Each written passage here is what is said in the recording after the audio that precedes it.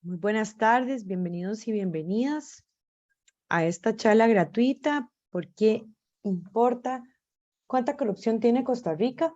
Mediciones e implicaciones de los índices internacionales y estudios de opinión. La actividad de hoy va a ser un poquito más cortita que la de ayer. Entonces, vamos a escuchar la presentación de doña Evelyn y posterior a eso haremos lo que es la sesión de consultas.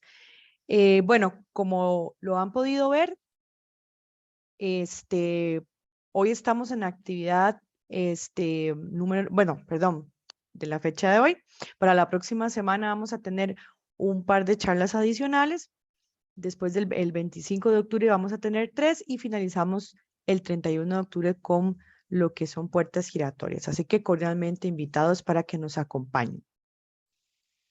Bueno, para los que no nos conocen, somos el Centro de Investigación y Capacitación en Administración Pública de la Universidad de Costa Rica. Pertenecemos a la Vicerrectoría de Investigación y desde hace 46 años brindamos soluciones integrales a las instituciones por medio de las áreas de asesoría técnica y consultoría, investigación y educación continua y permanente. Voy a presentar a nuestra facilitadora, nuestra expositora. Ella es doña Evelyn Villarreal Fernández. Ella es politóloga, máster en estudios latinoamericanos por la Universidad de Oxford del Reino Unido. También es licenciada en Ciencias Políticas y Relaciones Internacionales de la Universidad de Costa Rica. Desde hace más de una década se desempeña como gestora de investigación del Informe de Estado de la Región Centroamericana en Desarrollo Humano, Sostenible y Estado de la Justicia, ambos del Programa de Estado de la Nación de CONARE, en donde se ha especializado en metodologías participativas de investigación aplicada. Es presidenta de la Asociación Costa Rica Íntegra y directiva del Centro por la Justicia y el Derecho Internacional. Desde su activismo ha estado involucrada en varias iniciativas como la coordinación de la Estrategia Nacional de Integridad y Prevención de la Corrupción y la fundación de la plataforma Foro de Justicia. También ha sido profesora universitaria y consultora desde 1998 para organismos nacionales e internacionales en temas de justicia política, rendición de cuentas, transparencia, corrupción y participación ciudadana. Así que aprovechemos este espacio que, como les indiqué el día de ayer, es para ustedes. Entonces, bienvenidos nuevamente y los dejo con doña Evelyn. Gracias, Miriam. Muy buenas tardes. Tengan todos y todas. Primero que nada, gracias al CICAP, Miriam, por organizar este ciclo de charlas. Realmente los temas están buenísimos y ojalá que le puedan sacar el mayor de los provechos a las que ya están en línea y a las que vienen, porque todas tienen algo relevante que mostrarles. Para mí es un gran gusto estar aquí con ustedes. En realidad, la charla que quiero presentarles, como decía Miriam, no es tan extensa, es más bien, es como una introducción a qué es la corrupción, cómo se mide, qué implicaciones tiene para nuestro país, por qué debe importarnos, porque es que hay un grupo dedicado de sociedad civil al combate de la corrupción, como Costa Rica Íntegra, que nos hace, digamos, estar en estos temas. Esa es un poco la charla. Yo quisiera tal vez invitarlos, como somos un grupo pequeño, ¿verdad? Manejable, creo que podemos hacer una dinámica en donde me puedan levantar la mano, ya sea con la foto o con la herramienta de Zoom para levantar la mano, en caso de que ustedes no entiendan algo que yo esté explicando, que quieran una mayor profundidad sobre algún gráfico, algún dato que esté dando, podríamos hacerlo así, pueden interrumpirme, pero en caso de que sea más bien un comentario de fondo, tal vez eso sí los podemos dejar hacia el final para tener una conversa.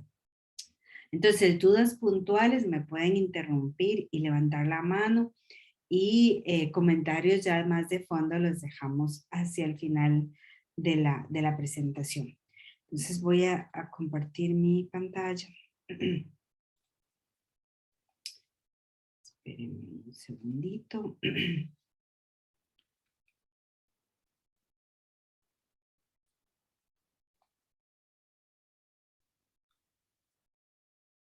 Ok, ¿la pueden ver completa, doña Miriam? Sí, señora, la veo perfectamente. Entonces les decía que esta es una charla muy general, ¿verdad? Como introductoria a qué es corrupción, cómo se mide y cuáles son los impactos para Costa Rica de este tema. Yo sé que ya les han dado en las charlas anteriores las definiciones de corrupción, pero bueno, no está de más hacer una pequeña definición, que es la que yo uso más, que me gusta, es una que tiene tres componentes, ¿verdad? Tres grandes componentes que uno tendría que ir a buscar para saber si un acto es un acto de corrupción o no.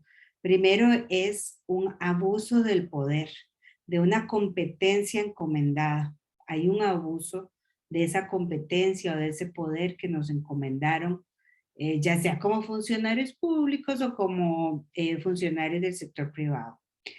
Luego hay un poder efectivamente que yo hago, que yo ejerzo, ¿verdad? O sea, una competencia, una función que yo tengo que hacer, que estoy abusando. Y finalmente hay un tercer componente de la definición más general, que es un beneficio que se obtiene por ese abuso del poder. Un beneficio que puede ser económico, pero también puede ser en especie. Entonces, cuando tenemos estos tres componentes, el abuso de un poder encomendado para un beneficio particular, es más, puede ser que no sea para beneficio mío directamente, sino para beneficio de un tercero, de un familiar, de un allegado, pero hay un beneficio ahí irregular que no se estaría dando si no existiera ese abuso de poder. Eso es la corrupción. Y tenemos en la otra cara de la moneda un concepto más positivo, porque la corrupción es como en negativo, ¿verdad? Que es lo que pasa cuando abusamos del poder. Pero la otra cara de la moneda es el deber de probidad, que van a tener una charla sobre esto, así que no voy a ahondar mucho. Pero el deber de probidad es como el concepto positivo. No sé. El deber de probidad, les decía, es la otra cara de la moneda. Ahora, la corrupción es en negativo y el deber de probidad más bien es una definición que nos invita, ¿verdad?, a hacer un uso adecuado de esa competencia que nos están dando, de ese poder que nos están dando de decisión, para que sea con base en los intereses de la ciudadanía, del colectivo. El deber de probidad es cuando un funcionario actúa pensando no en su interés personal, no en un beneficio personal, sino más bien en el interés de la colectividad. Actúa con objetividad, neutralidad, imparcialidad. Esta es como la contracara. Si hay probidad, no tendríamos la definición de la corrupción. En ausencia de la probidad, tenemos la definición de la corrupción. Hay algunas especificidades que sí quisiera decir sobre el término de corrupción, porque también no todo es corrupción. Cuando uno le pone esa etiqueta a casi cualquier cosa, por ejemplo, por decir algo, si usted dice, es que saltarse el semáforo en rojo es corrupción. Pero si usted pone a cualquier irregularidad la etiqueta de corrupción, la hace tan genérica y tan vacía, ¿verdad?, de contenidos, porque puede ser cualquier cosa, que sería casi imposible poder realmente combatirla o disminuirla, ¿verdad? No saltarse el alto en rojo no es corrupción porque eso es una infracción de tránsito, claramente, pero no es corrupción porque no tiene los tres elementos que vimos. Un poder, un abuso del poder, un beneficio propio, ¿verdad? Hay muchas irregularidades e ilegalidades que no son corrupción y tenemos que tratar, digamos, de ser lo más claros en esta definición para no echar todo en ese mismo saco y luego no poder eh, analíticamente separar las cosas para combatirlas, para buscar soluciones específicas. Entonces, dentro de estos detalles y particularidades del concepto, hay una que me interesa mucho recalcar, que es que la corrupción no es solo corrupción pública, hay también corrupción en el sector privado, cuando hay un abuso de poder de una función encomendada. Em, y también en el acto mismo de corrupción, ¿verdad? Casi siempre van a haber dos partes. Entonces no es solamente él o la funcionaria pública, ¿verdad? Sino también quien opera desde la parte privada para que se pueda dar ese acto de corrupción. Usualmente tiene estas dos partes, ¿verdad? El corrupto, que es el que hace o el que abusa de ese poder, y el corruptor, que es el que paga para beneficiarse de ese abuso de poder. Entonces, ojo aquí que esto lo que quiero enfatizar es que una parte de la corrupción en el país es pública, pero otra parte igualmente importante que hay que prestarle atención es la corrupción en el sector privado. ¿Quién soborna? ¿Quién paga? ¿Quién está dispuesto del otro lado del mostrador a generar esa transacción? Porque sin dos no podría haber esa transacción. La otra cosa es que no solamente es un delito. Sí hay delitos que se consideran, digamos, como corrupción y ahora los vamos a ver, pero hay otras irregularidades que no están tipificadas en nuestro Código Procesal Penal como delitos y sin embargo podrían ser corrupción o faltas al deber de probidad y que no están tipificadas. No todo, digamos, no todo lo que nosotros consideramos corrupción está ahí en una ley tipificada como delito. Otros pueden ser faltas al deber de probidad, faltas a la ética pública también. Tal vez ustedes puedan estar pensando en algún caso en específico en donde hubo un abuso pero no está tipificado y después podemos conversar sobre estos ejemplos que están como en una línea gris, o sea, no son realmente delitos de corrupción, pero sí son faltas de los servidores y servidoras públicas. Lo que ya les adelantaba también es que no siempre hay un pago en efectivo. Pueden haber muchísimos otros beneficios personales o particulares que pueden ser en especie, pueden ser viajes, pueden ser regalos, pueden ser accesos a ciertos lugares, a ciertos clubes. Hay muchas, digamos, otras formas que no necesariamente es el pago en efectivo, un depósito. Cada vez, digamos, esto está muchísimo más sofisticado. Lo vimos en el caso de Odebrecht, por ejemplo, en América Latina, donde los pagos se hacían con apartamentos en Estados Unidos, en Miami, Nueva York. Esos eran los pagos por los sobornos de Odebrecht. Entonces, en bienes raíces pueden ser los pagos y son mucho más difíciles de rastrear porque están a nombre de sociedades y de otras personas, etc. Entonces, el beneficio no es solamente, digamos, un pago en efectivo. En todo esto, como ustedes se pueden imaginar, la ciudadanía va a ser el primer frente de batalla. ¿Quiénes van a estar ahí viendo, siendo testigos de estos problemas, dándose cuenta de que el vecino que tiene un puesto, digamos, bastante modesto, de repente cambió todos sus carros por carros de lujo, ¿verdad? Es la ciudadanía quien tiene un papel crucial, pero crucial en el combate contra la corrupción.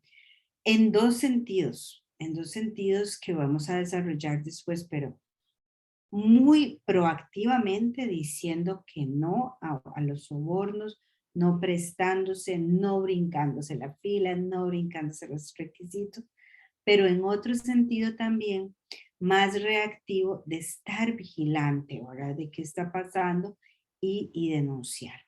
Entonces, en cualquier tipo de corrupción, como sea pública, privada, en efectivo, en especie, el control ciudadano cumple un papel crucial en esto.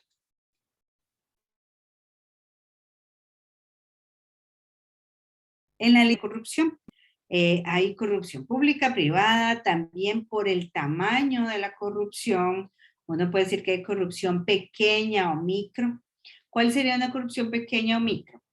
Bueno, por ejemplo, la del el típico soborno que se le da al policía de tráfico para que no nos haga un parte por una infracción. Eso sería, digamos, algo micro. Pero también hay corrupción grande, ¿verdad? Que ya serían casos como, bueno, como los que vimos el año pasado, ¿verdad? En Costa Rica, Cochinilla, Diamante, el Aztecaso. Ya eso es corrupción grande por los montos, porque hay involucradas redes de personas, tanto públicos como privados, que se organizan para sustraer ilegalmente recursos del Estado. Y hay otro tipo de corrupción que ya es el top, digamos, el peor escenario posible, que es la captura del Estado. Eso es cuando una institución se mueve, toda su dinámica, todo su desempeño está alrededor de actos de corrupción. O sea, no hay nada que pase ahí sin que no haya una mordida, sin que no haya un soborno. Son instituciones totalmente capturadas por grupos criminales organizados que no dejan que pase nada ahí, si no es a través de mordidas y de sobornos. Esas son ya instituciones totalmente capturadas. Eso pasa, por ejemplo, en algunas policías en países latinoamericanos que ya están completamente tomadas e infiltradas por el crimen organizado. También hay una distinción que se hace en la literatura cuando dice corrupción de cuello blanco para dar a entender quiénes son los actores de esos actos. Y cuando dicen de cuello blanco es porque los actores de esos actos son altos representantes políticos o altos ejecutivos de empresas privadas, ¿verdad? Es el nivel más alto de jerarquía de las instituciones o del sector privado. Entonces se le dice, esta es corrupción de cuello blanco. Y la corrupción cotidiana, ¿verdad? Más rutinaria, que es la que se tiene que hacer para que hacen, digamos, los ciudadanos en sus transacciones con las instituciones del Estado. Esta distinción, ¿por qué es importante? ¿Por qué la traigo a colación? Porque resulta que hay estudios que prueban que nosotros tenemos distintos niveles de tolerancia, dependiendo de si es corrupción pequeña, de si es corrupción de cuello blanco, si es corrupción de grande, si es pública, si es privada. Entonces, hay unas encuestas que hicimos hace algunos años en el estado de la región centroamericana, del programa Estado de la Nación, y le preguntábamos a la gente qué tanto creía, ¿verdad? O toleraba, o le parecía que estaba bien, si usted tenía que pagar para una cita médica porque un familiar suyo estaba muy enfermo y tenía que pagar un biombo para saltarse la fila y que lo atendieran más rápido. Aquí hago un paréntesis, vean que inclusive hasta hemos creado nuevas palabras como biombo, como mordida, son palabras que hemos incorporado a nuestro lenguaje de acuerdo a ciertas situaciones que se dan en esta corrupción que llamamos cotidiana. Y cierro el paréntesis de lo del lenguaje.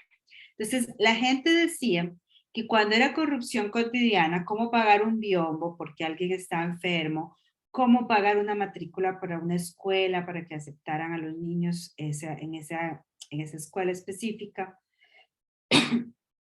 o pagarle al tráfico, pagarle a un inspector de la municipalidad. Eso le parecía bastante tolerable a las personas. Le parecía que era algo que había que hacer.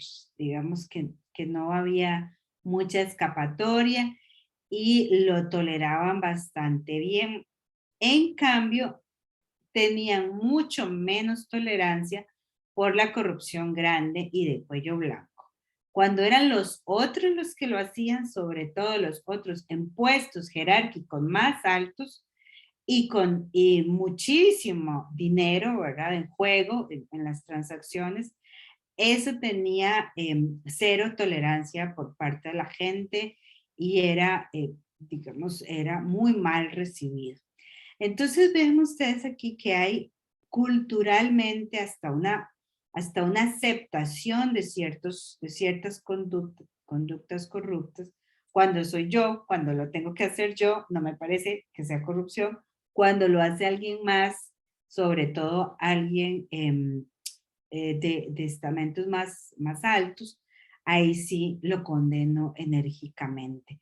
Y esto tiene un problema muy grande para cuando queremos buscar soluciones, ¿verdad? Porque entonces si no estoy ni siquiera reconociendo que lo que yo hago es un problema, si no digo lo que los otros hacen es un problema,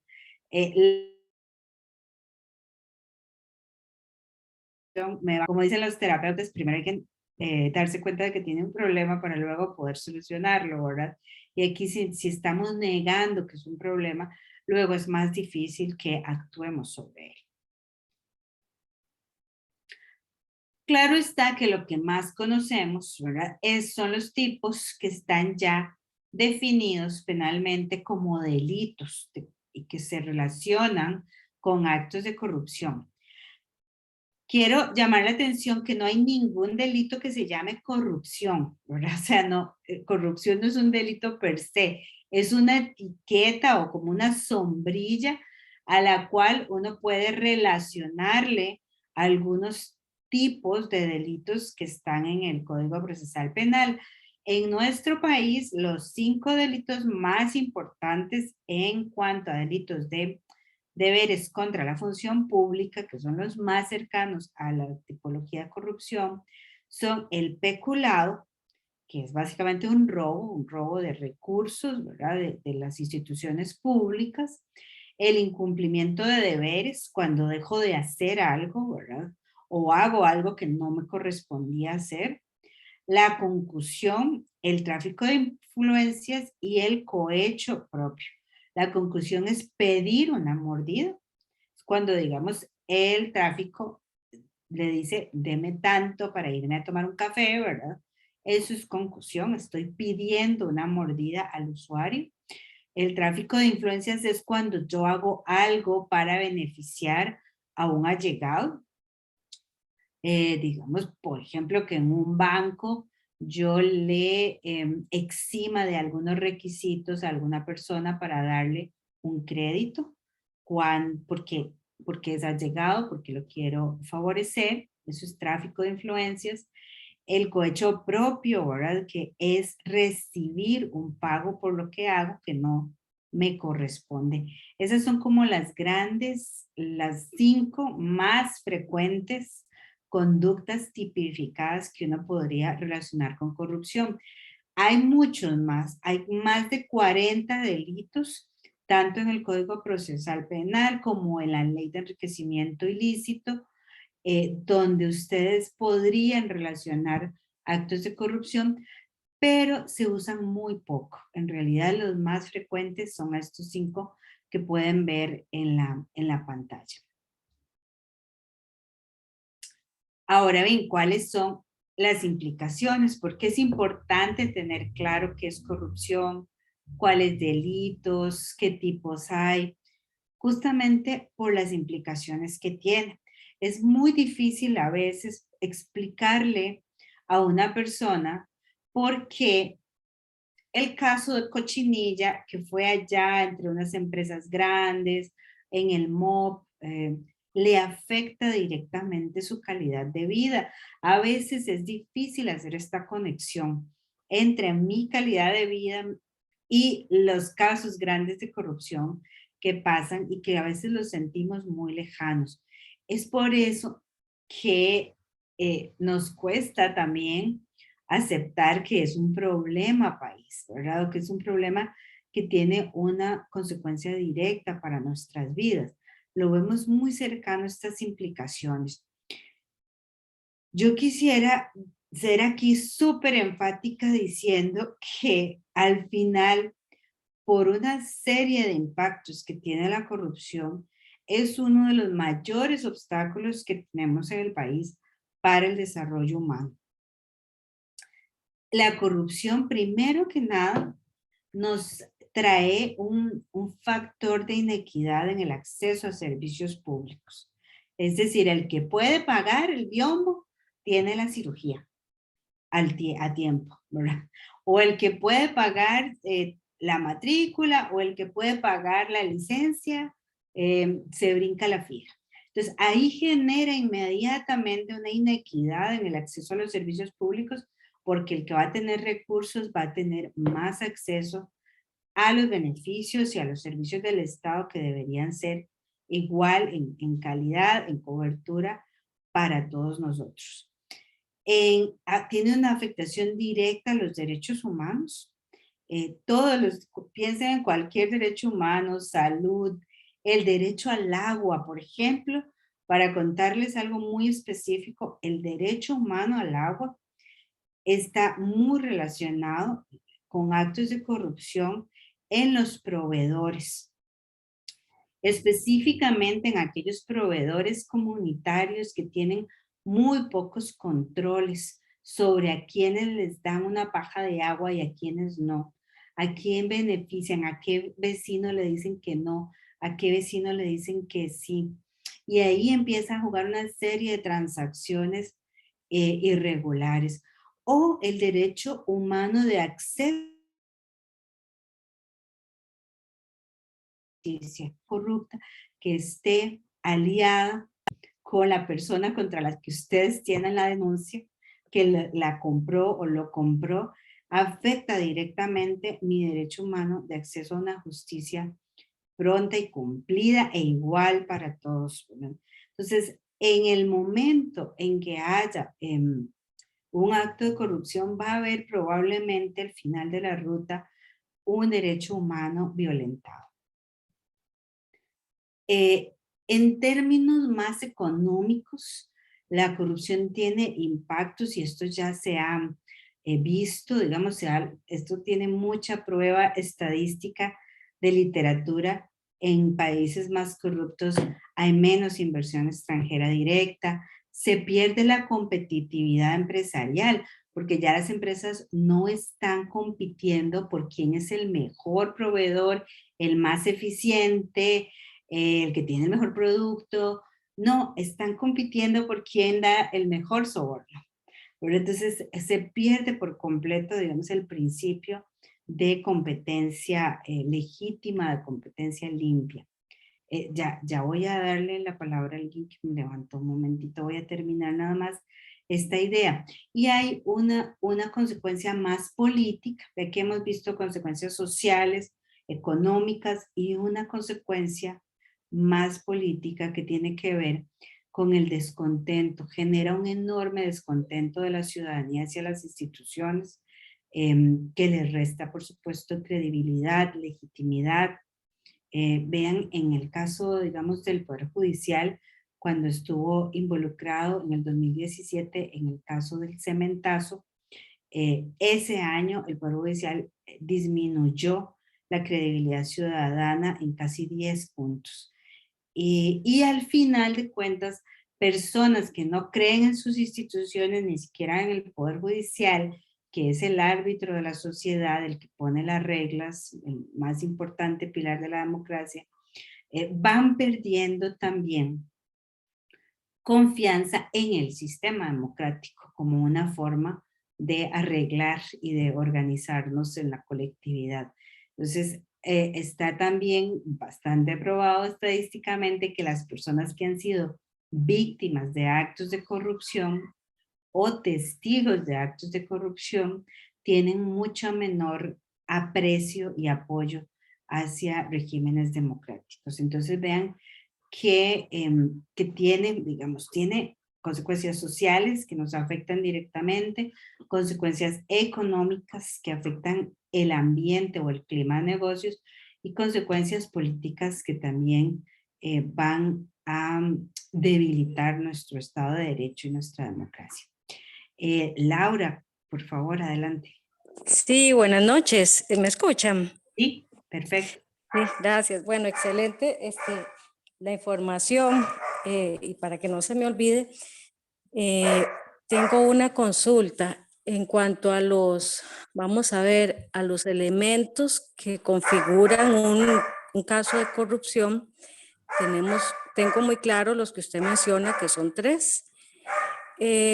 Sin embargo, me queda la duda si las personas participantes en un acto de corrupción, uno que da, o sea, esa transacción, ¿verdad? Tienen que haber varios actores. Si alguno de los actores desconoce, por ejemplo, que eso es un biombo, ¿verdad? O sea, ignora, está incurriendo en un acto, o sea, está participando del acto de corrupción, ¿verdad? Del evento. Sin embargo, no sé, tal vez se pueda, ¿cómo decir?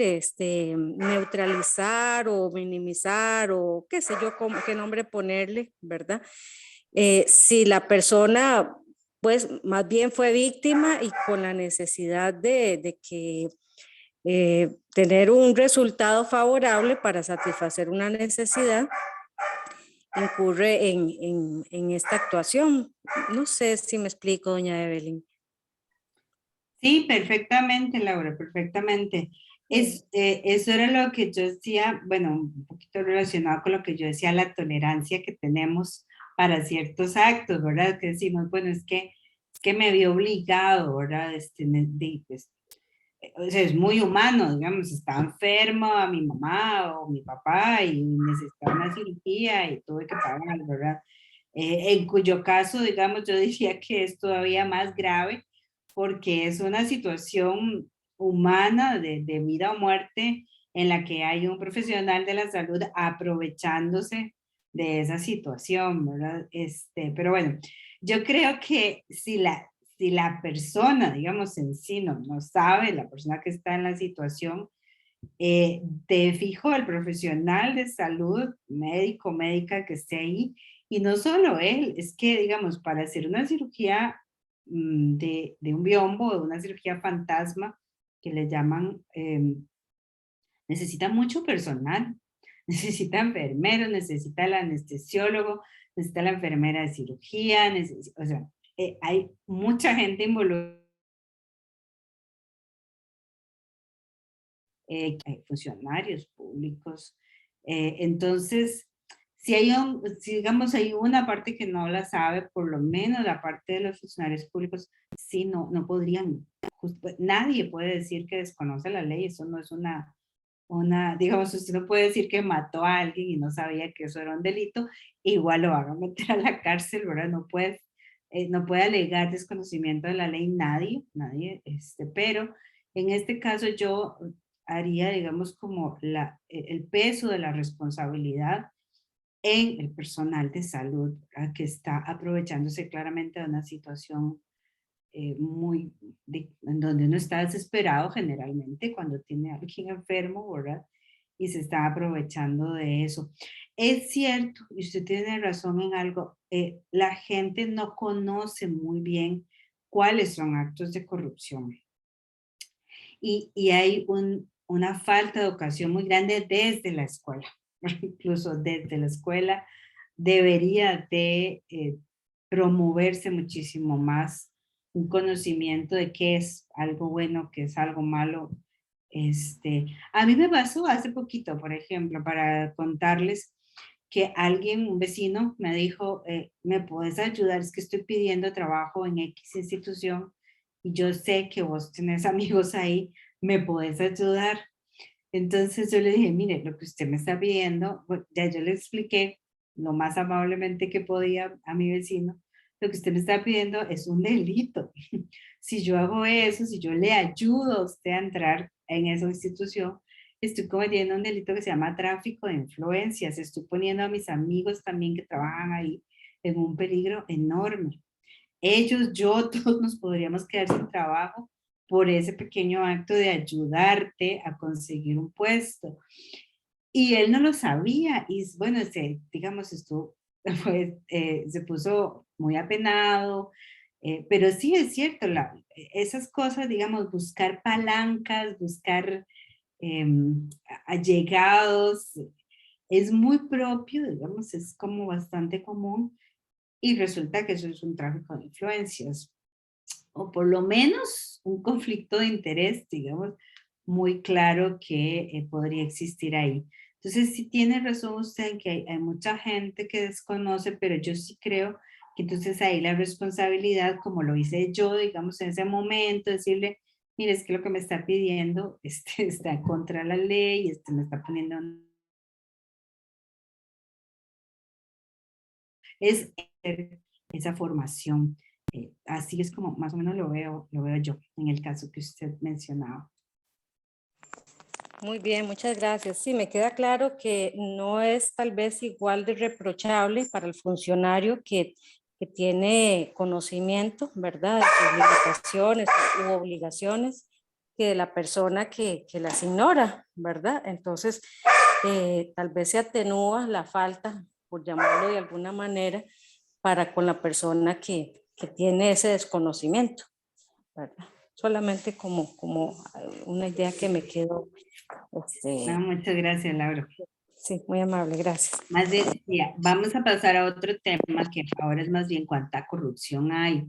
Pero si alguien quiere hacer alguna pregunta sobre, sobre el concepto de corrupción, sobre las implicaciones que tiene, los tipos que vimos de corrupción, podríamos hacer como la podríamos hacer aquí antes de entrar al otro tema, que es cuánta corrupción tenemos en Costa Rica.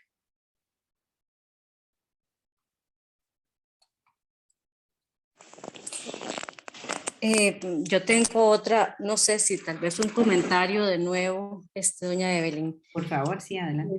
Gracias. Tiene que ver con lo siguiente y es con la tipología. En el tema de recursos humanos, por ejemplo, hay faltas que las personas cometen, ¿verdad? Entonces,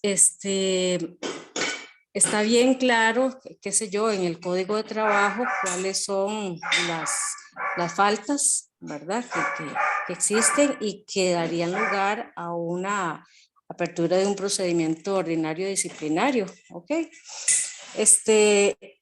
Entonces, qué importante es tener, esto como tal vez a manera de reflexión, qué importante es tener en las instituciones ese código, esa tipología o esa definición de cuáles son las faltas graves, ¿verdad?, que la institución tiene que definir. Me refiero a lo siguiente: una persona que cobró un viático de tal monto, ¿verdad?, y que no le correspondía. Entonces, los niveles de tolerancia que existen en la institución tienen que quedar claros para que eso se configure como una apertura o una falta mayor o menor, y eso queda como subjetivo, ¿verdad?, muchas veces. Entonces es delicado. No sé si me salgo del tema porque corrupción me suena como más, me suena mucho más fuerte, ¿verdad?, que las faltas que se pudieran cometer a esos niveles y con el ejemplo que le estoy dando, así como a manera de comentario. Sí, no, es muy importante, Laura. Justamente, vieras que ahora todo el enfoque de sanción que hay relacionado con corrupción está más centrado en faltas administrativas. Hasta incluso la OSD, de la que somos parte, promueve que la primera línea de sanción sea administrativa, que las cosas no lleguen a la materia penal y al Poder Judicial, porque eso ya escala, ¿verdad? Y se vuelve muy, muy complejo en la sede judicial. Entonces, están promoviendo que los regímenes de sanciones administrativos sean mucho más efectivos en la sanción de corrupción pequeña, digamos, ese tipo de cosas que usted mencionaba, un cobro de viáticos, no sé, digamos, el tema de peculado de objetos, ¿verdad? Que se extraen de las oficinas, no sé, un almuerzo que tuvo con un proveedor, por ejemplo, que, o sea, todo eso debería de quedar sancionado, investigado y sancionado a nivel administrativo. Solo que sí, ahí nos falta mucho camino en Costa Rica. Nos falta mucho camino. Para empezar, ni siquiera sabemos cómo está funcionando el régimen sancionatorio administrativo porque no hay datos. O sea, si usted ya va a preguntar a las instituciones, casi nadie lleva estadísticas sobre sobre casos. Además de eso, la tipificación de faltas es súper diversa. Cada institución tiene su propio reglamento y su propio manual de faltas. Entonces, por ejemplo, bueno, ir a almorzar con un proveedor, para seguir con ese caso, en una institución puede ser una falta grave, en otra institución puede ser que ni siquiera esté tipificado. Hay una enorme variedad y también mucho desconocimiento de la gente, del personal, ¿verdad? Y eso es terrible porque no saben primero qué no deben hacer y no saben tampoco qué qué sanciones están asociadas a esas faltas, quién es el encargado de aplicar el régimen disciplinario. A veces hay hasta confusiones sobre esos temas. Los jerarcas son bastante reacios, no están capacitados, no tienen el instrumental de conocimientos técnicos para levantar una investigación y un proceso de este tipo, ¿verdad? Entonces, hay muchas cosas que hacer, pero yo coincido y es muy relevante que mucha de esta pequeña corrupción ni siquiera debería llegar al Poder Judicial, sino que debería poder detectarse y sancionarse a nivel administrativo. Pero hay mucho que hacer ahí, hay mucho que hacer.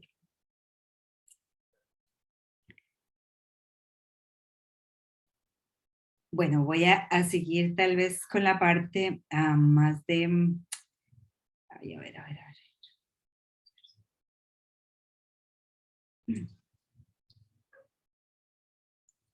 Voy a compartir de nuevo la pantalla y vamos a seguir con la otra parte. Bueno, ya dijimos que era corrupción, dijimos su tipología, dijimos las principales implicaciones que tiene y ahora la pregunta es ¿cuánta corrupción tenemos? Como este es un fenómeno ilegal, por supuesto, es muy difícil cuantificar. Es muy difícil decir cuánto hay porque ni modo que la gente va a levantar la mano cuando usted pregunta, ¿verdad? Es muy difícil inclusive en las encuestas que salgan, porque las personas no quieren confesar que fueron parte de un caso de corrupción. Entonces, es un fenómeno muy elusivo para la medición. ¿Cómo hacemos para tratar de aproximarnos un poco, de saber cuánta corrupción hay en un país? Bueno, hay 4 formas, así en términos muy generales. La primera son usar indicadores que se generen afuera por institutos y centros especializados, que es lo que llamamos indicadores internacionales. Ahí el más conocido probablemente es el índice de percepción de la corrupción, el IPC. Ese es el que calcula la Organización Transparencia Internacional desde hace más de 25 años. Entonces, este es como el más conocido y lo que hace es rankear a los países de 1 a 100, donde 100 es el menos corrupto, para ver cómo se mueven cada año. Pero hay otro montón de índices internacionales, el Banco Mundial tiene su propio índice de corrupción, Hay un índice político que se llama el Bertelsmann Foundation Index de Alemania. Y bueno, y hay otra gran cantidad, yo solo puse algunos como los más conocidos, pero hay muchos indicadores a nivel internacional que nos permiten ver al país comparado con otros y además por año, ¿verdad? Una evolución en el tiempo. La segunda forma de medir corrupción es a través de los estudios de opinión o encuestas. Aquí tenemos encuestas que pueden ser encuestas latinoamericanas como el Latinobarómetro o el Barómetro de las Américas. Y también nosotros tenemos una gran ventaja que tenemos algunas encuestas especializadas sobre el tema de corrupción que realiza la Contraloría General de la República desde hace algunos años. El CIEP también de la Universidad de Costa Rica hace algunas preguntas sobre corrupción en sus estudios periódicos. Entonces, primero es cómo nos ven desde fuera. Segundo, qué dice la gente en los estudios de opinión de cuánta corrupción hay. La tercera forma de aproximarnos es ver registros estadísticos oficiales.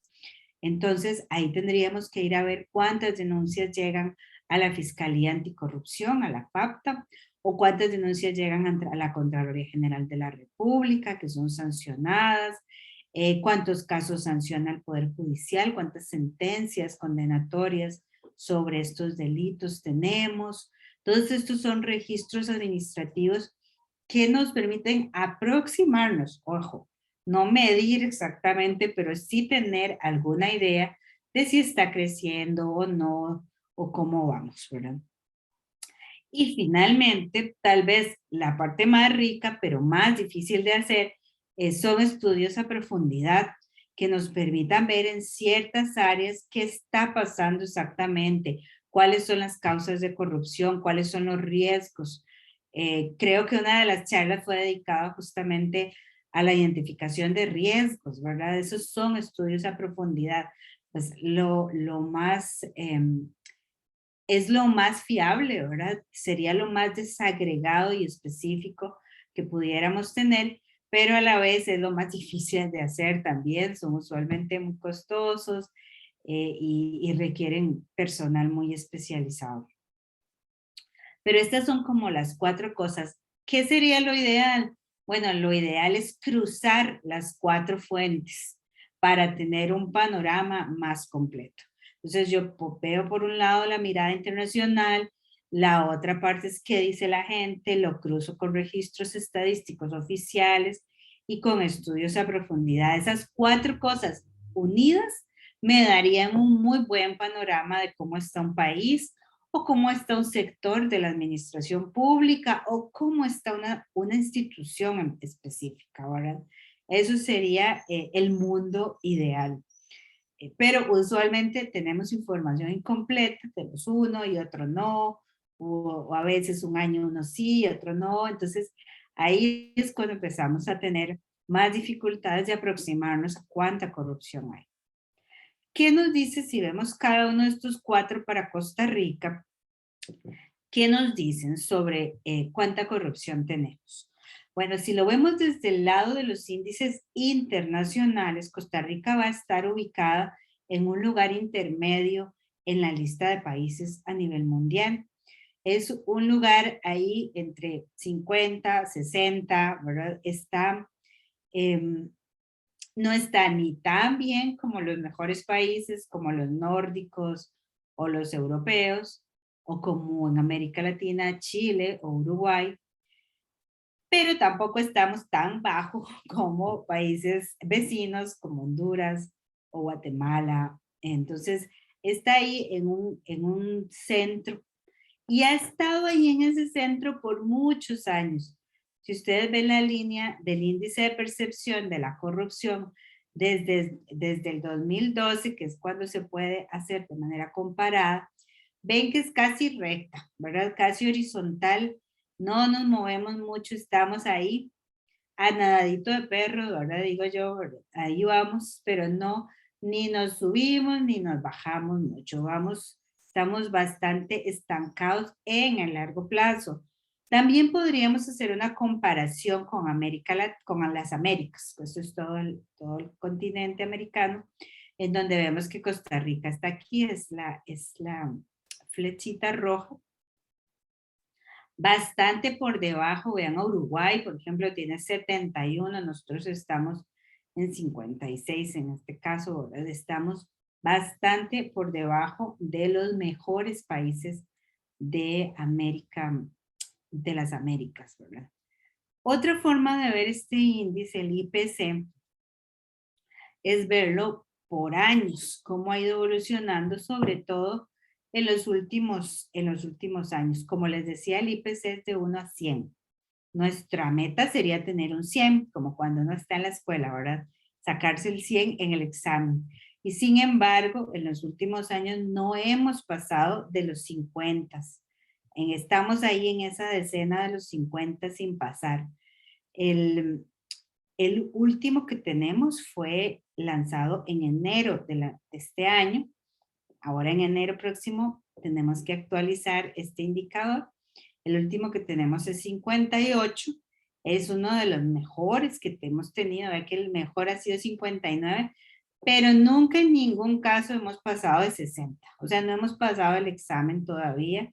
En toda esta década estamos en esa franja que no es nada satisfactoria, ¿verdad? De 50 para un país como Costa Rica con sus credenciales democráticas y sus instituciones de control fuerte, su institucionalidad.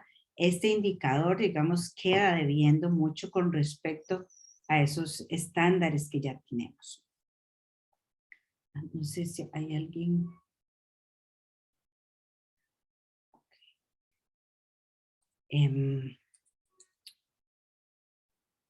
Sí, este IPC es, como les dije, el más usado, pero si ustedes usan cualquier otro del Banco Mundial, el Instituto Alemán que les mencioné, va a ser casi lo mismo. Costa Rica siempre va a estar ahí, sí, entre los mejores de América Latina, probablemente después de Chile y Uruguay. Va a estar, si lo ponemos a comparación de todo el mundo, va a estar en una parte intermedia. Los indicadores internacionales casi todos tienen esa misma tendencia. Ahora que estamos viendo con el IPC, se repite en muchos otros. Entonces, visto desde afuera, nuestro país no está ni muy bien ni muy mal, ¿verdad? Vamos ahí en el intermedio. Visto desde la opinión de las personas,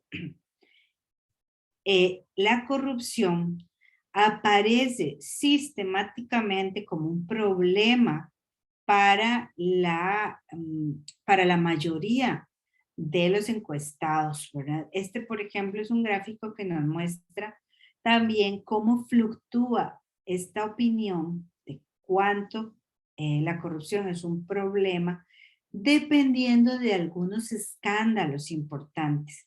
Vean aquí, digamos, este pico se relaciona con el cementazo, ¿verdad? Está claramente relacionado. Este otro pico del 2014 se relaciona con la trocha fronteriza. Entonces, cuando hay escándalos de muy alto nivel, este porcentaje crece.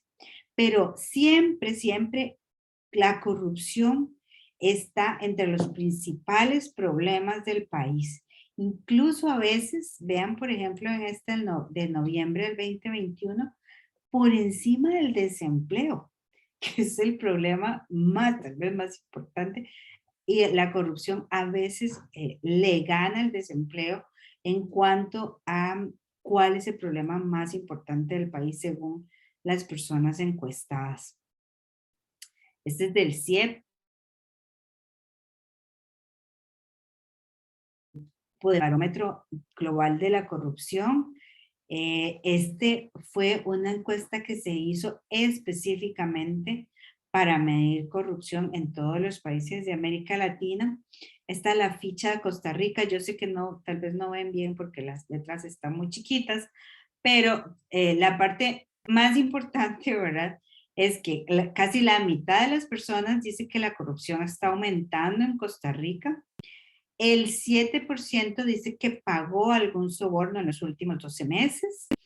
Pero vean qué interesante, vean esto, el 7% de la población pagó un soborno, pero el 18%, o sea, ahí se multiplica el porcentaje de las personas que experimentaron extorsión sexual por algún servicio público. Este término de extorsión sexual o sextortion en inglés es cuando no se pide dinero, sino que se piden favores sexuales en vez de sobornos financieros o económicos para acceder a un servicio público, ¿verdad? Y es muy grave porque usualmente las víctimas son las mujeres o somos las mujeres. Entonces, cuando usted ve que la tasa de victimización más que se duplica cuando hablamos de extorsión sexual, es un indicador, es una alerta roja muy importante. Y un 17% dice que le ofrecieron sobornos a cambio de votos. Esto también es bastante grave porque es una práctica contra uno de los principios más importantes de la democracia, que es el voto libre de las personas. También esta encuesta lo hace por institución, ¿verdad? ¿Qué institución cree la gente que es la más corrupta? En este caso es el presidente y el Congreso o la Asamblea Legislativa, son los que salen más corruptos. O pregunta si el gobierno está actuando mal o bien en el combate a la corrupción, que la gran mayoría del 60% dice que está actuando mal. Todas estas encuestas, por cierto, están en línea y las pueden ir a ver muchísimo más en profundidad de lo que yo estoy diciendo acá como abrebocas.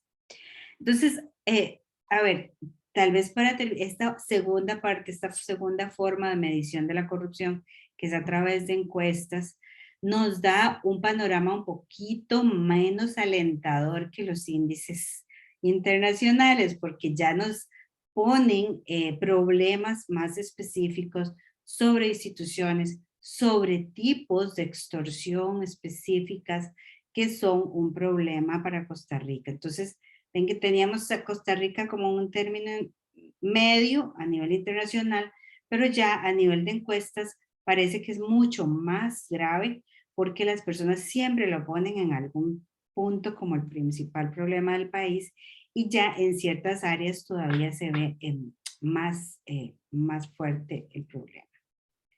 La tercera forma es ver registros administrativos. ¿Qué hacemos ahí? Bueno, ir a ver estadísticas en instituciones especializadas. Por ejemplo, en el caso del Poder Judicial, ver cuántas denuncias contra los deberes de la función pública, que es la línea azul que ustedes pueden ver. Y lo que ven es que se ha duplicado casi en los últimos años el ingreso de denuncias por estos temas. Pero vean qué interesante que las infracciones de la ley contra la corrupción, que tiene una serie de tipologías también de delitos relacionados con corrupción, son muy, muy pequeñitas, ¿verdad? Es mucho más lo que se usa de nuestro Código Procesal Penal, que ya es viejito, más conocido, que lo que se usa de la nueva ley, bueno, ni tan nueva, ¿verdad? Pero de la ley más especializada que hay. Entonces, esto que nos dice que a veces nosotros salimos corriendo a decir, ay, hay que hacer más leyes, hay que hacer más delitos y más sanciones y dar más condenas, pero en realidad se hicieron y casi no se usa, ¿verdad? Y esta última línea gris que casi está pegada al cero, que tiene muy poquitos casos, son las sentencias que hay por casos de corrupción. Véanlo más específicamente aquí. De los 5 delitos que yo les conté, que eran los más frecuentes, la barra negra es la que indica el número de sentencias que hubo. ¿Qué significa esto? Que las sentencias porque ya terminó todo el proceso, llegó a un juicio y un juez, un tribunal, dio una sentencia condenatoria o absolutoria, no importa, pero terminó con una sentencia. Los demás casos terminan desestimados, que es la barra azul, o en sobreseimientos, que es la barra la barra naranja. Entonces, la mayor cantidad de sentencias están en concusión, que son estos delitos que les decía de cuando, sobre todo los tráficos, digamos, piden una mordida para no poner un tiquete. Entonces, aquí hay un problema, como pueden ver claramente. Si se duplica el número de denuncias, eso está muy bien, ¿verdad? Que la gente denuncie más, que se haga más visible, pero a nivel de sanción hay un cuello de botella y llegan muy pocas a una sentencia final. Esto es parte de los registros administrativos que se pueden buscar para aproximarse a estos temas. La cuarta forma de medirlo tiene que ver con estudios especializados, que les decía que era lo ideal, ¿verdad? Es como lo que nos da muchísimo más carnita para poder saber qué está pasando en cada sector. Y aquí quería mencionarles algunos que muy recientes, que son muy útiles, como el estudio de integridad que hizo la OCDE para Costa Rica, está recién salido del horno, y hace un diagnóstico sobre cuáles son las áreas más de mayores vacíos para nuestro país. También hay informes que el país tiene que entregar todos los años y decir si está cumpliendo o cómo está cumpliendo con las convenciones anticorrupción de la OEA y de las Naciones Unidas. Estos informes son tanto hechos por el país, por el gobierno, como también informes independientes hechos por sociedad civil. Y ahí también hay una serie de información muy rica para aproximarse a estos temas. Estos usualmente son más específicos, ¿verdad? O sea, llegan a áreas mucho más específicas, no dicen sobre todo el país o sobre todas las 400 instituciones del país, sino que se tratan de concentrar en algunos temas. Por ejemplo, el de la OECD se concentró en conflictos de interés, que va a ser un tema que ustedes también a ver charlas, que ojalá que puedan asistir, pero entonces lo que hacen es ir y meterse, digamos, en un área muy específica y ahí ver con más profundidad, ¿verdad?, los vacíos que tenemos. Entonces, para hacer un resumen, ¿cómo está Costa Rica en cuanto a corrupción? Bueno, si nos comparamos con otros países, no estamos tan mal, estamos en un término medio. Nosotros mismos nos calificamos bastante mal, tenemos una percepción de que la corrupción es un problema de los más importantes, ¿verdad? Si vamos al tema de registros administrativos, vamos a ver que han aumentado muchísimo las denuncias, esto es un indicador, pero que tenemos problemas en la parte sancionatoria. Y si vamos a la parte de estudios específicos, vamos a ver algunas áreas en donde estamos realmente muy deficitarios, como conflictos de interés, como por ejemplo no tenemos leyes de lobby, no tenemos una ley de acceso a la información pública, hay inclusive compromisos a nivel de convenciones que no estamos cumpliendo.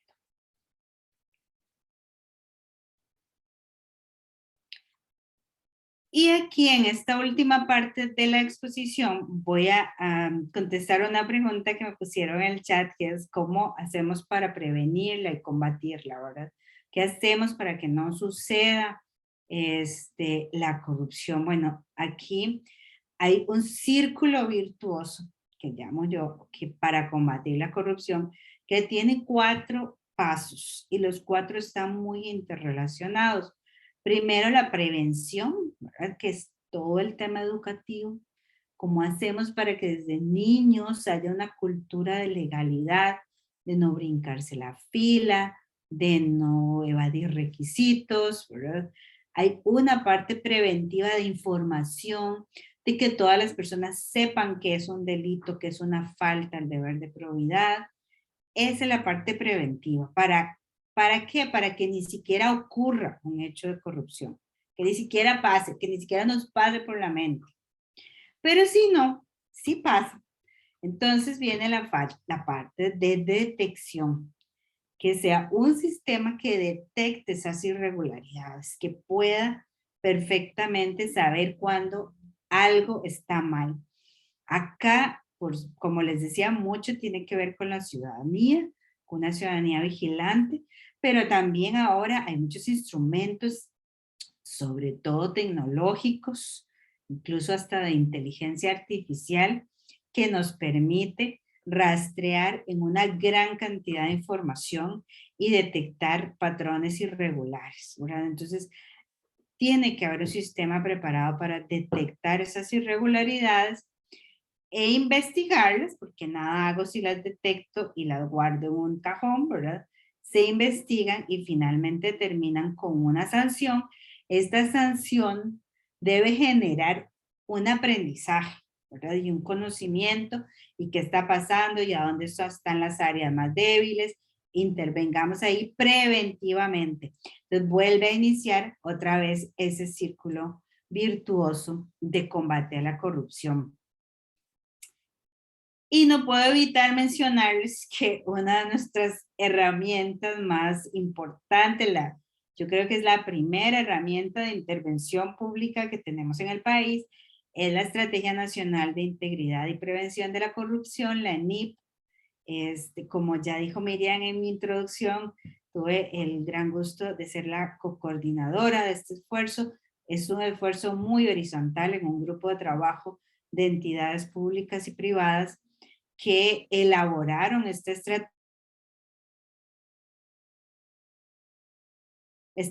pero también dándole mucho más énfasis a la prevención, que es lo que consideramos que está más débil, o que nos falta más en Costa Rica.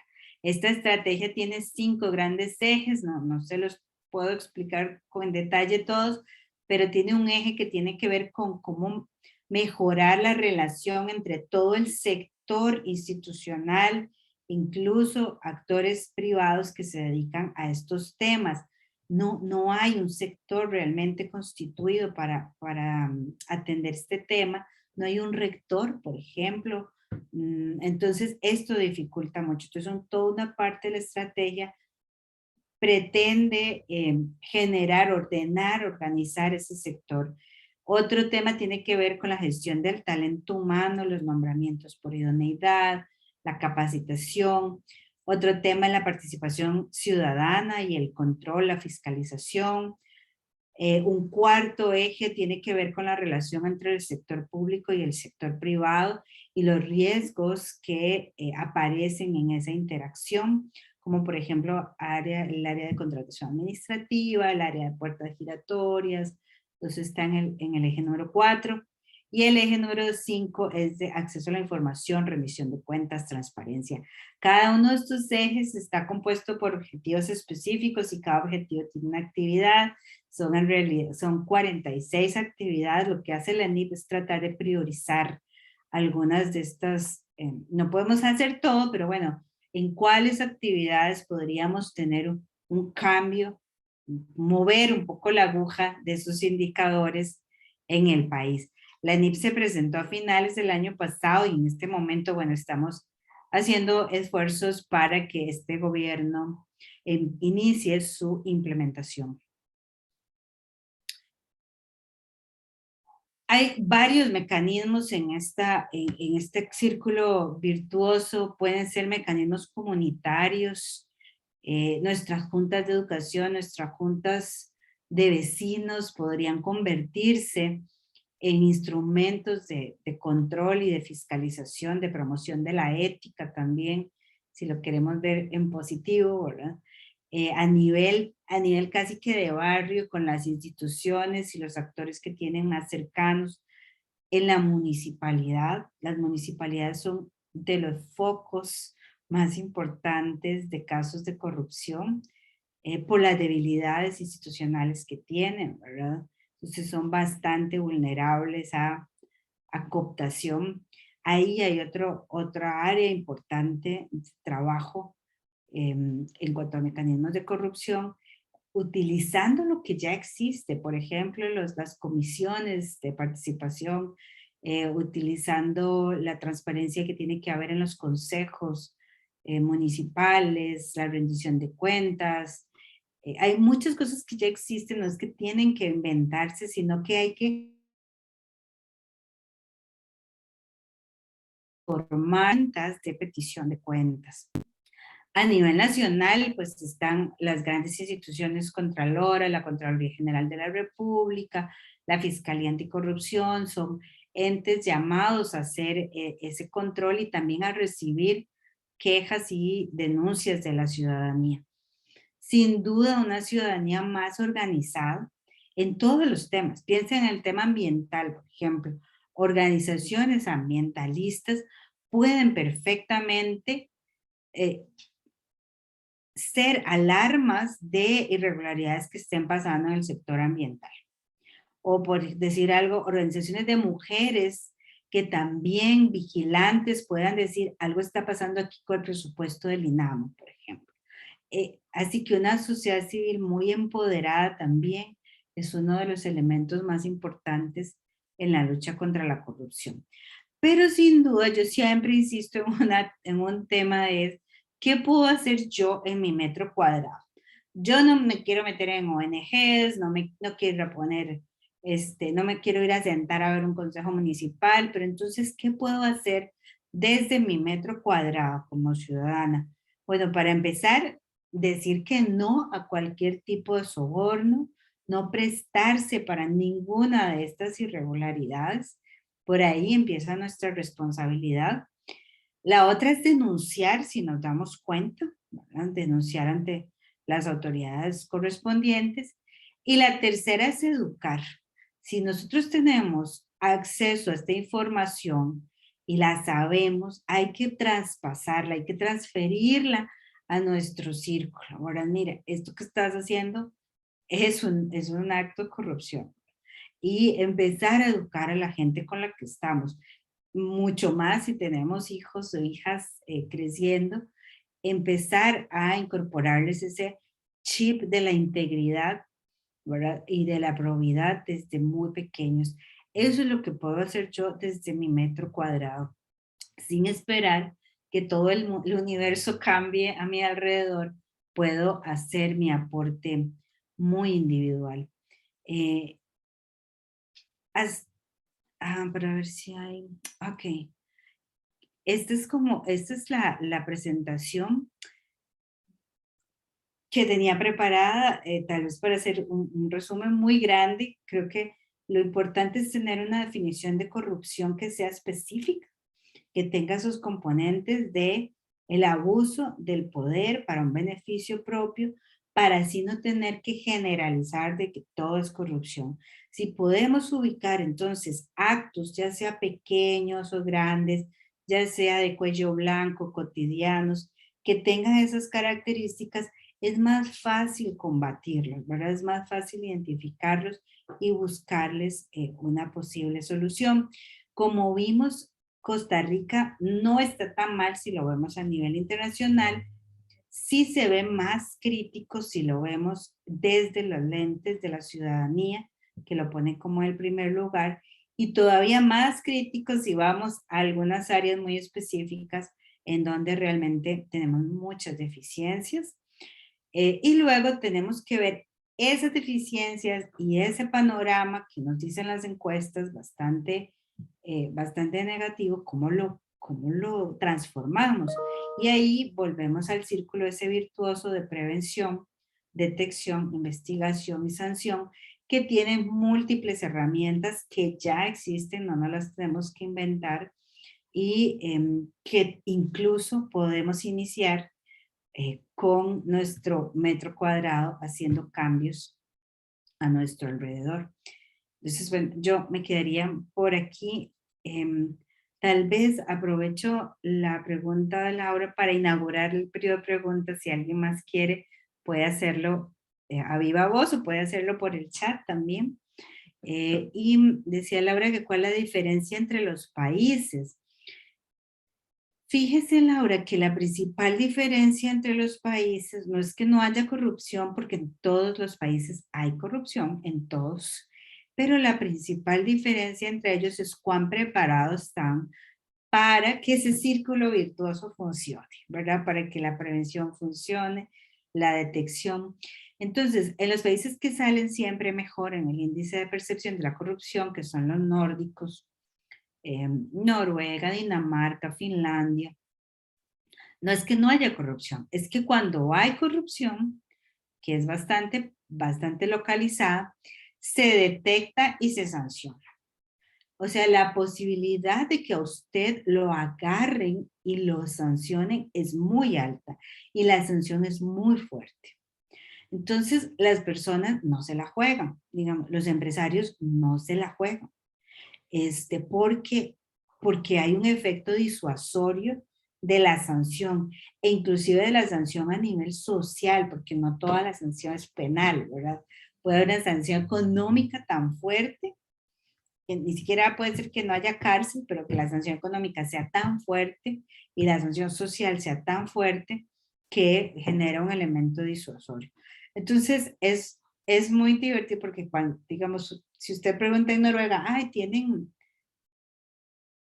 política anticorrupción? Le van a decir, no, ¿qué es eso? O sea, pero tienen otro, pero desde la educación, desde prekinder o incluso antes de la guardería, hay toda una socialización hacia una cultura de legalidad que previene y ni siquiera no hace necesario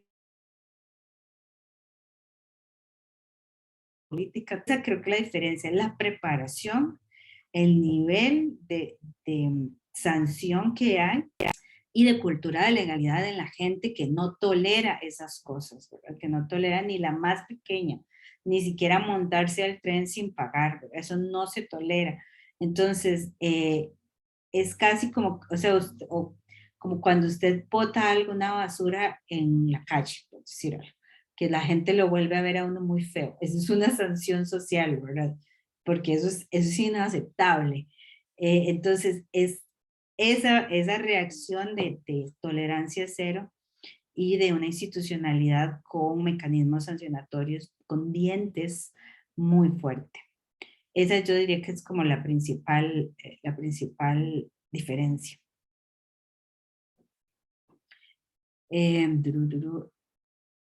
¿Por qué hay por qué hay tan pocas sentencias? Híjole, bueno, Warren, esa es una pregunta enorme, pero a ver, tal vez para simplificar, hay como dos grandes causas de esa pequeño porcentaje de sentencias. Y uno de ellos es nuestras pocas capacidades de investigación para casos de corrupción. Imagínense que en el OIJ no existía, hasta el año pasado apenas abrieron una pequeñita unidad anticorrupción, pero antes no existían agentes investigadores especializados en la materia, que es una materia muy compleja, muy compleja. O sea, estamos hablando de que hay que rastrear el dinero por medios electrónicos en bancos en el extranjero, hablar varios idiomas, a veces está en una cuenta en Suiza, entonces está en alemán, toda la prueba, o sea, son casos muy complejos a nivel de levantar la prueba y la evidencia, y la verdad es que nuestra policía judicial no tiene todavía, digamos, esas capacidades que requieren bastantes recursos económicos para seguirle el rastro al dinero, sobre todo en casos muy complejos. Entonces, esa parte de investigación, por eso es que ustedes ven que duran tanto las fases preparatorias, que es como que la trocha que pasó en el 2014 apenas está empezando los juicios. Duró todo eso en prepararse el caso por la complejidad. Y la otra gran causa, esa es la parte, digamos, más práctica y operativa, pero la otra causa importante tiene que ver con deficiencias legales, con vacíos que hay en la legislación, que uno hasta podría pensar casi que lo hacen a propósito, ¿verdad? Pero hay algunos tipos penales que están tan mal redactados, como el de tráfico de influencias, que ha sido imposible. No hay una sola sentencia en este país sobre el delito de tráfico de influencias, por la mala redacción, la mala técnica legislativa y así con otros delitos, ¿verdad? Que vacíos les tenga muchas dificultades para finalmente procesar a los culpables, ¿verdad? Entonces terminan por esos sobreseimientos, porque al final hay dudas, no pueden aplicar bien la legislación, hay portillos legales que lo impiden. Entonces esas serían como las dos, que era hacia términos muy generales, las dos grandes causas de tan pocas sentencias en esta materia. Doña Evelyn, Yamilet, tenemos dos personas con la manita levantada. sí, claro, Doña Yamilet y Yamilet y doña Laura. Laura. Ajá, Es adelante, por primero favor. doña Yamilet. Gracias, muy amable. Gracias, doña Evelyn, y gracias, doña Miriam, ¿verdad? Y al FICAE que nos da la oportunidad de participar en estas charlas. Doña Evelyn, vean, verá que a mí me causa una interrogante, porque recuerdo, bueno, tengo 60 años, recuerdo cuando yo me estaba criando, eso que cantábamos el himno nacional todos los lunes, que respetábamos a la policía, a la Guardia Rural cuando era eso, respetamos a nuestros maestros y ni qué decir con los papás, ¿verdad? Nunca echábamos ni nada. En el camino se fue perdiendo eso. Yo soy de las que pienso que en el hogar empieza el cambio de la cultura. Yo no creo que todo sea responsabilidad de la fuerza pública, del OIJ, del gobierno y nada. Nosotros, me pasó a mí más de una vez que me para el tráfico y yo infringía la ley y me dice, y me paró y era una multa pues sustanciosa y me dice mi hijo, mami, mi hijo de 12 años, ofrézcale algo. Le digo, no, yo no voy a ser partícipe de la corrupción. Entonces nosotros mismos somos corruptos y hacemos que los corruptos se empoderen, ¿verdad? Cuando un tráfico nos para, yo cogí la boletica, llené y pagué lo que tenía que pagar. Entonces, y yo soy funcionaria pública. Yo sé que, digamos, nosotros tenemos amistades, llega un compañero y ya me puede sacar esa certificación. Si alguien de afuera viene, son 3, 4, 10 días, ¿verdad? Y nosotros al compañero se lo sacamos por compañerismo, dice uno. Pero ahí empezamos. Yo veo que ahí empezamos a ser parte de la corrupción nosotros mismos. En la cita, mira, es que mi hermana trabaja en el Calderón Guardia, entonces le voy a dar para que me saque una cita. Mi hermana me la saca para un día después, pero si yo voy, a mí me la dan para el año siguiente. Entonces, a veces nosotros somos parte del problema y no lo sabemos, doña Evelyn, o no tenemos la conciencia. Verá que desde la semana pasada que soy yo con esta charla, estoy refrescándome porque hablaban uno de las dádivas. Hijo de puña, digo yo, a mí un tiempo que fui cajera, me llevaban un chocolatico, una carterita, y yo hacía, yo decía, qué bonito, yo les caigo bien, pero ya cayendo en conciencia, no me tienen que pagar por el trato que yo tengo que dar, y estoy aceptando. Entonces, ¿cómo hacernos entender a nosotros mismos, verdad? Que nosotros estamos cayendo en eso. Y verá que a mí me gustaría saber, hace 50 años, ¿cuánta cantidad de delitos de corrupción? Bueno, siempre ha habido, no sabe, pero ¿cuánta cantidad había ahora, digamos 50 años después? Yo calculo que son innumerables, ¿verdad? Entonces, ¿cómo hacer conciencia a las personas desde nuestros hogares, nuestros hijos que están viendo nuestra manera de actuar? ¿Cómo hacer eso, doña Evelyn? ¿Cómo llegar nosotros a las escuelas donde ya nosotros a estas edades vemos los errores? Pero ¿cómo hacérselo ver a los profesionales que vienen de camino en las universidades también? Esa es mi interrogante, doña Evelyn. Muchas gracias. Quiero agradecer al FICAE, doña Miriam, que me ha invitado a esto y de verdad, doña Evelyn, ha sido de mucho provecho toda la exposición que ha tenido. Muchas gracias.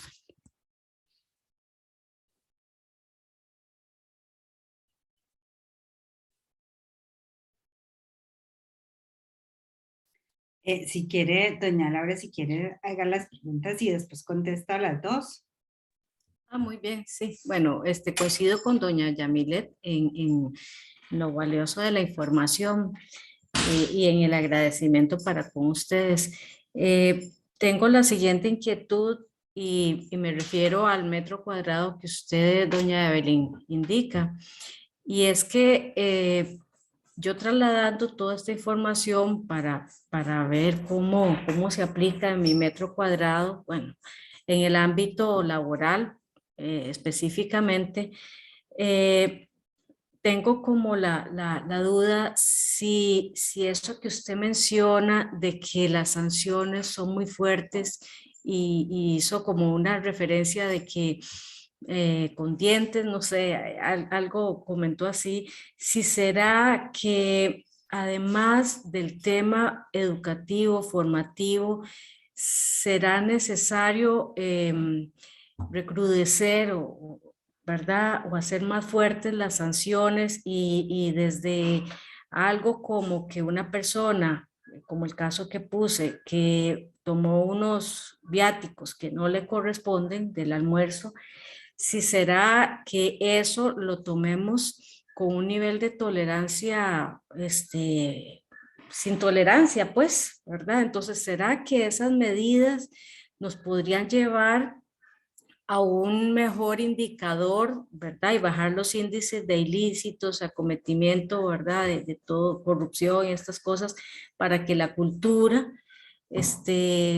sea fuerte y vaya tomando, ¿verdad? Madurez en ese sentido. Entonces, me parece que nosotros como funcionarios públicos podríamos incidir ¿verdad? Dentro de nuestro metro cuadrado, como doña Yamilet dice, ¿verdad? Impidiendo o haciendo saber que hay que poner políticas más fuertes en las instancias que toman las decisiones, ¿verdad? Entonces tal vez eso podría ser saludable y conveniente. Yo Gracias. insistiría, gracias a Laura y a doña Yamilet, yo insistiría mucho en volver al círculo virtuoso que les comenté, porque si nosotros solo nos quedamos en la parte sancionatoria y logramos milagrosamente que la Asamblea Legislativa apruebe penas fuertísimas para los temas de corrupción, no va a pasar nada si no hemos hecho trabajo también en la parte y en la legislación, y no va a pasar nada, ¿verdad? Porque también acordémonos de las otras cajitas de investigación y detección. Yo tengo penas, pero fuertísimo, pero no tengo capacidad de investigación, no pasa nada, ¿verdad? Entonces hay que trabajar en las 4 cajitas en conjunto. Y yo aquí, entonces eso es lo que hacen, digamos, esos países que son buenas prácticas.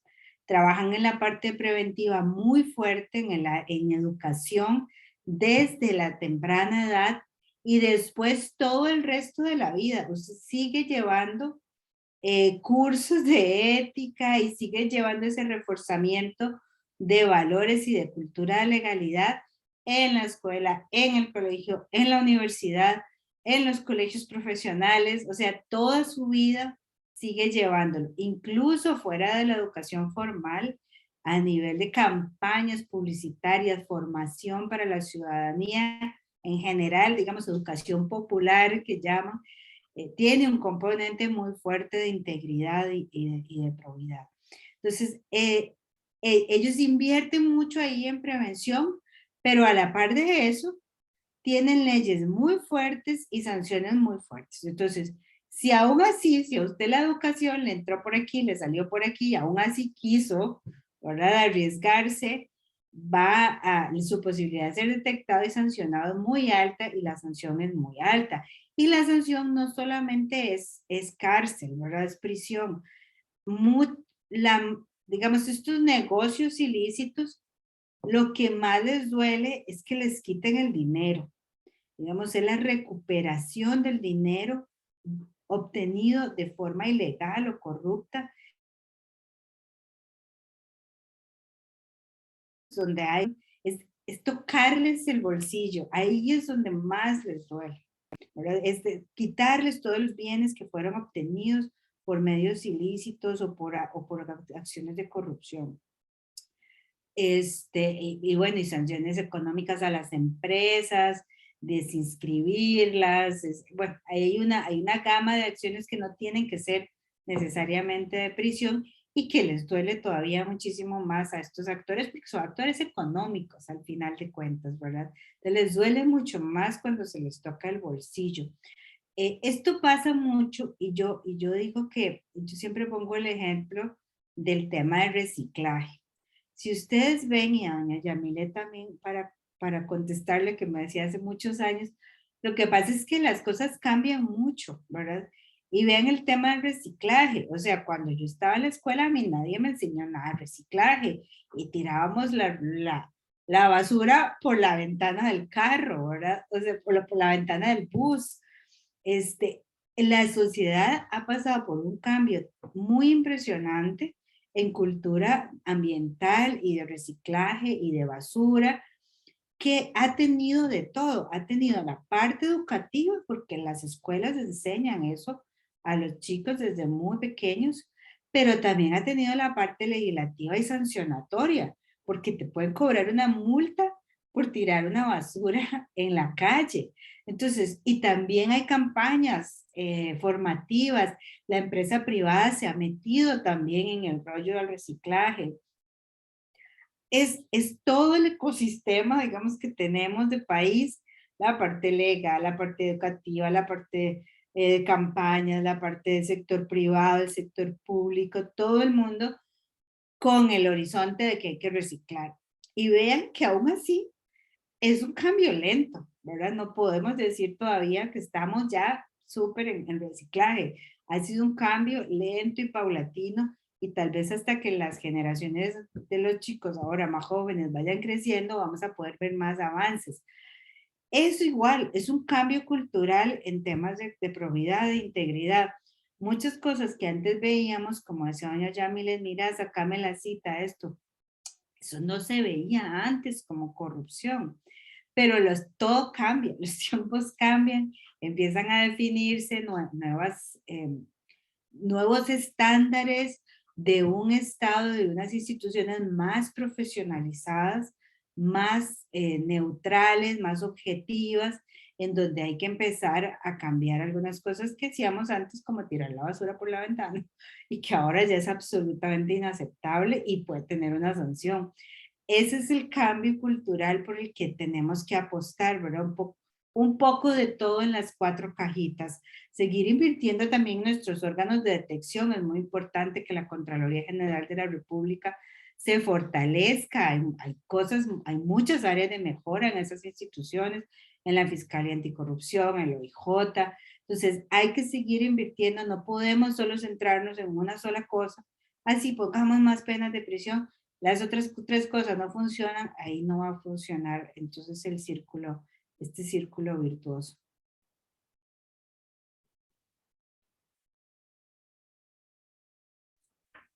Bueno, yo podría hablar todas las noches sobre esto, pero no quisiera quitarles más tiempo.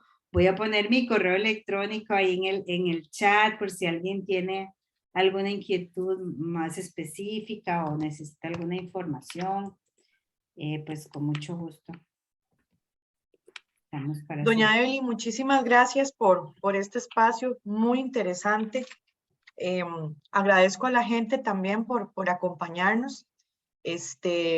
Bueno, cordialmente invitado la próxima semana a las otras actividades que vamos a tener. Como dice doña Evelyn, muy importantes e interesantes. Y nuevamente, doña Evelyn, agradecerle el espacio y el tiempo para estar con nosotros el día de hoy. Gracias a usted, Miriam, y a todos los que tuvieron paciencia hasta ahora por seguirnos. Muy buenas noches. Muy buenas noches a todos, y mañana voy a estar subiendo la grabación y les comparto la presentación de doña Evelyn. Muy buenas Que noches, tengan una linda noche. Buenas noches. Hasta Gracias. luego, buenas noches.